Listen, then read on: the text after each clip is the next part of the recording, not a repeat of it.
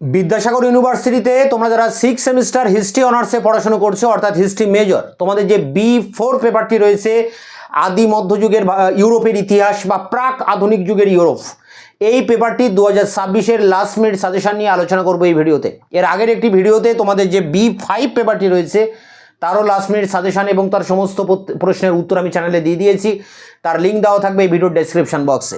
এখানে B4-এর যে সাজেশন, সেই সাজেশনের বড় প্রশ্ন, 10 নম্বরের প্রশ্ন এবং 5 নম্বরের টিকা প্রশ্ন যেগুলো আছে, সেগুলো যদি তোমরা ইউটিউবে বাংলায় লিখে সার্চ করো তাহলেই আমার দেওয়া অ্যান্সার পেয়ে যাবে। এছাড়া এই ভিডিওর ডেসক্রিপশন বক্সে একটি লিঙ্ক দেওয়া রয়েছে, সেখানে এই B4 পেপারটির সমস্ত প্রশ্নের উত্তর একের পর এক ভিডিওর ভিতর দিয়ে সেখানে রাখা আছে।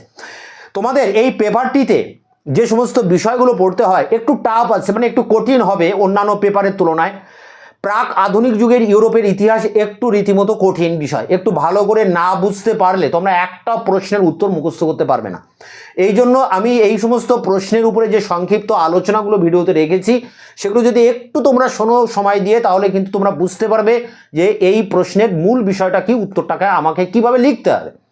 তো এই সিলেবাসটা যেটা রয়েছে যে ইউরোপের সামন্ততন্ত্রের পতন থেকে শুরু করে সামন্ততন্ত্রের পতন, সামন্ততন্ত্রের বৈশিষ্ট্য, ফিফ ভ্যাসালেজ ম্যানর প্রথা, সামন্ততন্ত্রের যুগ সন্ধিক্ষণ বিতর্ক, পশ্চিম ইউরোপের সামন্ততন্ত্রের কেন পতন হচ্ছে, পূর্ব ইউরোপে কেন টিকে থাকছে, এবং সামন্ততন্ত্রের যে ব্রেনার বিতর্ক, এই সমস্ত কিছু নিয়ে রয়েছে প্রথম ইউনিট। সেকেন্ড ইউনিটে রয়েছে নবজাগরণ, ইউরোপে ইতালিতে কেন প্রথম নবজাগরণ হয়, নবজাগরণের বৈশিষ্ট্য কী, মানবতাবাদ কী, শিল্পকলার উপর মানবতাবাদের কী প্রভাব, উত্তরের মানবতাবাদ কী, পৌর মানবতাবাদ কি, মানবতাবাদী শিক্ষার বৈশিষ্ট্য কি। এরপর আসে ধর্ম সংস্কার আন্দোলন, জার্মানিতে কেন প্রথম ধর্ম সংস্কার আন্দোলন হচ্ছে, ধর্ম সংস্কার আন্দোলনের কারণ ফলাফল, মার্টিন লুথার কেন ধর্ম সংস্কার আন্দোলন করেছিলেন বা তার অবদানটা কি, জুইংলির মতবাদ কি, জন ক্যালভিনের মতবাদ কি, ইরাসমাস কে ছিলেন এই ধর্ম সংস্কার আন্দোলনে, ইংল্যান্ডে যে ধর্ম সংস্কার আন্দোলন হয় তাতে রাষ্ট্রীয় পদক্ষেপ কী ছিল বা রাষ্ট্রীয় তরফ থেকে কিভাবে ইংল্যান্ডে ধর্ম সংস্কার আন্দোলন করা হয়, ইংল্যান্ডে মঠ ব্যবস্থার কিভাবে বিলুপ্তি ঘটে, রানী এলিজাবেথ কিভাবে ধর্মমীমাংসা করেন। এই ধর্ম সংস্কার আন্দোলনের একটা বড় অধ্যায় রয়েছে তোমাদের এখানে। এই সমস্ত প্রশ্ন কিন্তু তোমাদেরকে পড়তে হবে।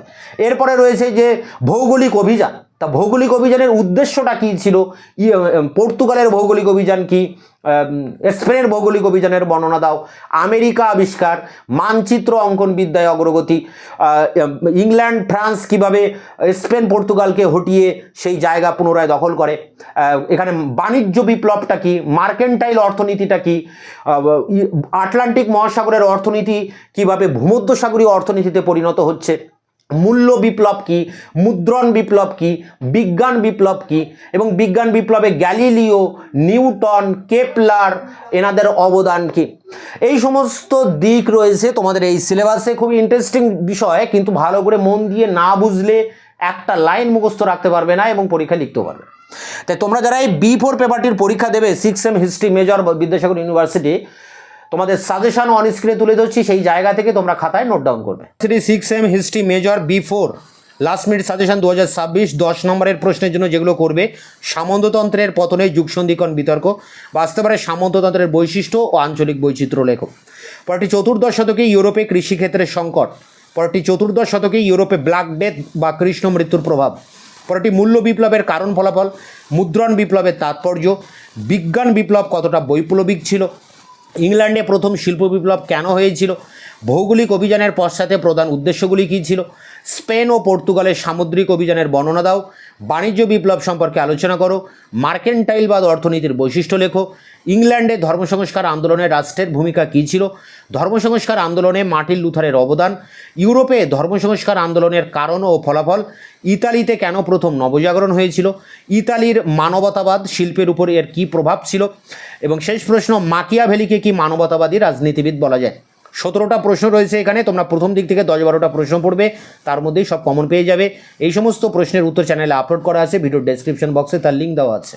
মার্কস 5 নম্বরের টিকার জন্য করবে ফিফ ও ভাসালেজ ম্যানর ব্যবস্থার বৈশিষ্ট্য, জাতিরাষ্ট্র হিসেবে স্পেনের উত্থান, আমেরিকা আবিষ্কার অর্থাৎ কলম্বাসের আমেরিকা আবিষ্কার, মানচিত্র অঙ্কন বিদ্যার অগ্রগতি, উগ্রবাদী ধর্ম সংস্কার বা প্রতিবাদী ধর্ম সংস্কার আন্দোলন, মার্টিন লুথারের 95 থিসিস, জার্মানিতে কেন প্রথম ধর্ম সংস্কার আন্দোলন হয়েছিল, ইংল্যান্ডে মঠ ব্যবস্থার বিলোপ, গ্যালিলিও, কোপারনিকাস, নিউটন, জন ক্যালভিনের অবদান, অ্যান্ট্রোয়াফ ভূমধ্যসাগরীয় অর্থনীতির বৈশিষ্ট্য, ইরাসমাস কি মানবতাবাদী ছিলেন, এলিজাবেথের ধর্মমীমাংসা, বৈজ্ঞানিক বিপ্লবের সাথে ধর্মের সম্পর্ক, জুইংলির অবদান, 1453 সালে কনস্টান্টিনোপলের পতনের তাৎপর্য, উত্তরের মানবতাবাদ বা আসতে পারে মানবতাবাদী শিক্ষার বৈশিষ্ট্য।